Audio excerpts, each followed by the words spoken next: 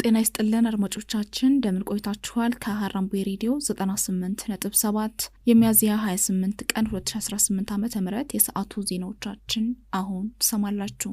ለሰዓቱ ካሰናዳንላችሁ ዜናዎቻችን መካከል በቅድሚያ ዋናዎቹን የውጭ ጉዳይ ሚኒስትር የሱዳን መንግስትን መግለጫ ስለማስተባበሉ፣ ፌዴራል ፖሊስ ሪፖርተር ጋዜጣን በሕግ ጠይቃለሁ ስለማለቱ፣ ዶክተር ደብረጽዮን ገብረ ሚካኤል የትግራይ መንግስት ፕሬዝዳንት ሆነው ስለመመረጣቸው፣ እኒህ ከሀገር ቤት ሌሎች አህጉራዊ እንዲሁም ዓለም አቀፋዊ ዜናዎችን አካተን ትዕግስት ወርቅነህ አስደምጣችኋለሁ።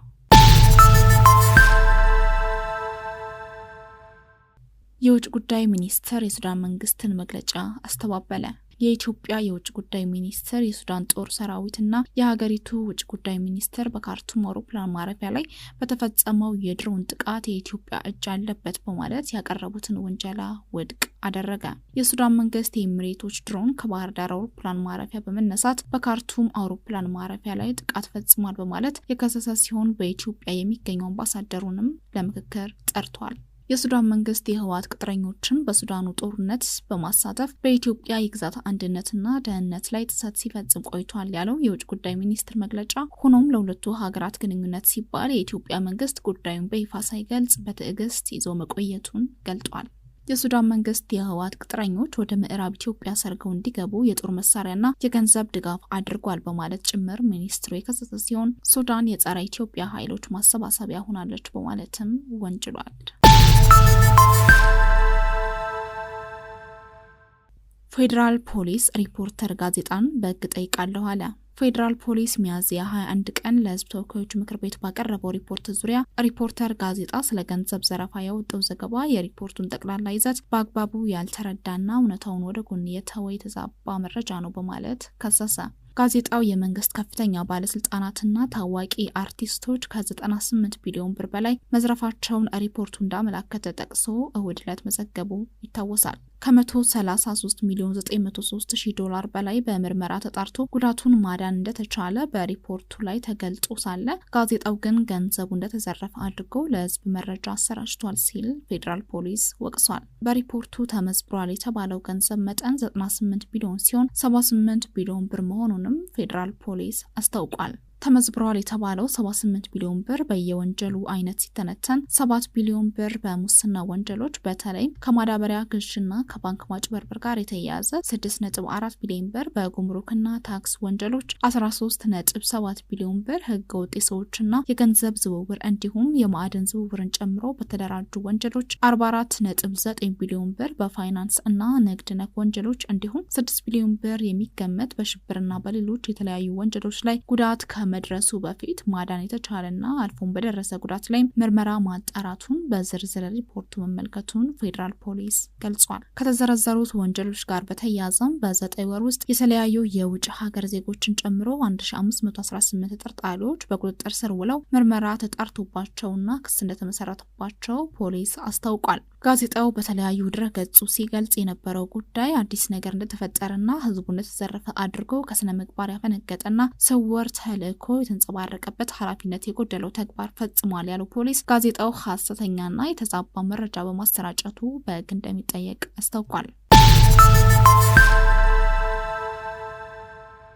ዶክተር ደብረጽዮን ገብረ ሚካኤል የትግራይ መንግስት ፕሬዝዳንት ሆነው ተመረጡ።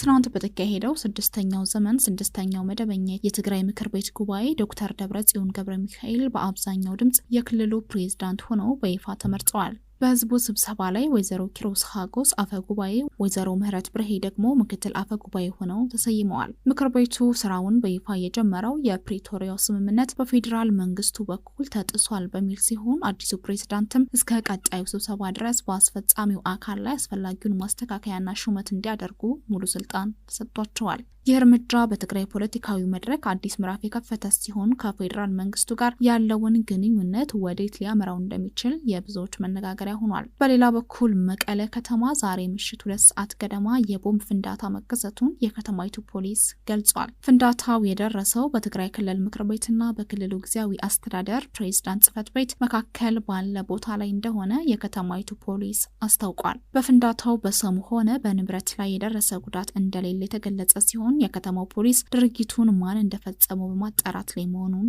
አስረድቷል። የነዳጅ ዋጋ ጭማሪው ኢኮኖሚውን ሊያዳክመው ይችላል ተባለ።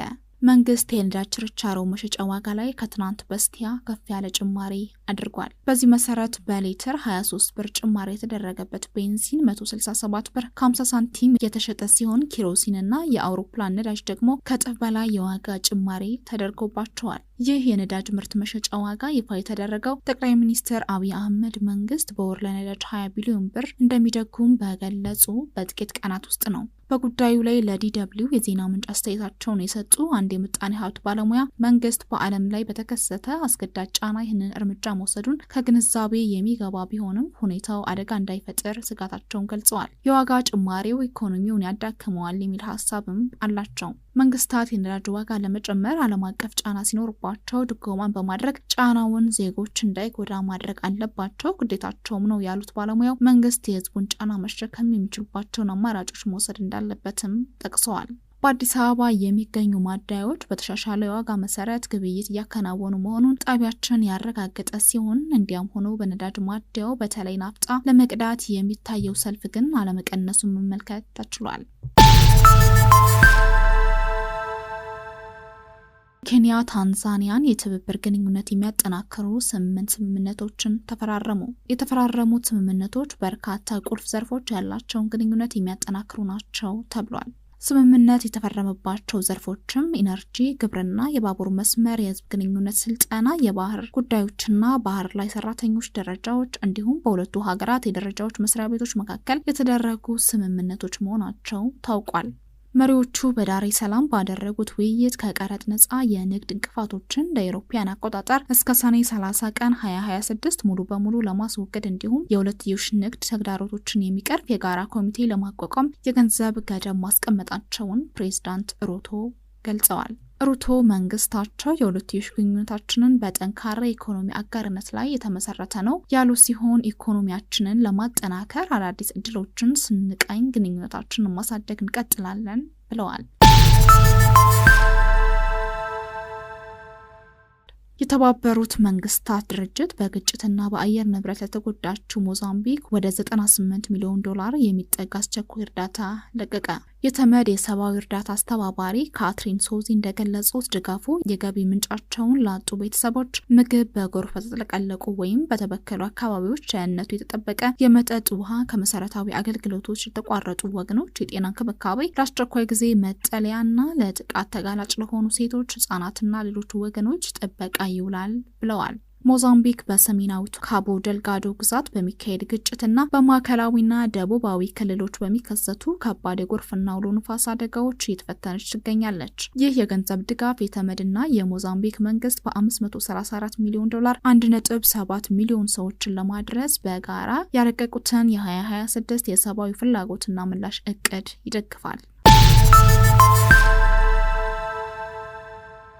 አሜሪካ በኢራን ላይ ከፈተችውን ዘመቻ ማጠናቀቋን አስታወቀች። አሜሪካ ውጭ ጉዳይ ሚኒስትር ማርኮ ሩቢዮ ትናንት በዋይት ሀውስ በሰጡት መግለጫ ዩናይትድ ስቴትስ ዓላማዎቿን በማሳካቷ በኢራን ላይ የጀመረችው ወታደራዊ ዘመቻ መጠናቀቁን ገልጸዋል። ሩቢዮ በመግለጫቸው ኦፕሬሽን ኢፒክ ፍሪ ተጠናቋል፣ የዘመቻውን ዓላማዎቻችን አሳክተናል፣ የሰላም መንገድን እንመርጣለን፣ ፕሬዝዳንቱ ከስምምነት ላይ መድረስ ይፈልጋሉ ሲሉ ተናግረዋል። አክለውም አሜሪካ ሰኞ ዕለት አዲስ የጀመረችው ዘመቻ ዓላማ የሆርሙዞች መጠን ማስከፈት መሆኑን ተናግረዋል። ይህ አነስተኛ መጠን ያለው ዘመቻ ከመጀመሪያው ወታደራዊ ዘመቻ የተለየ መሆኑን በመግለጽ አሜሪካ ካልተተኮሰባት በስተቀር ወታደራዊ ምላሽ እንደማትሰጥ ተናግረዋል። አሜሪካ በኢራን ላይ ጦርነት የከፈተችበት አንዱ ምክንያት የኒውክሌር ጦር መሳሪያ እንዳታመርት ለመከልከል እንደነበር ይታወቃል። የተከበራችሁ አድማጮቻችን ዜናዎቻችን አብቅተዋል። ከመሰናበታችን በፊት የዜናዎቻችን አርዕስቶችን እናስታውሳችሁ።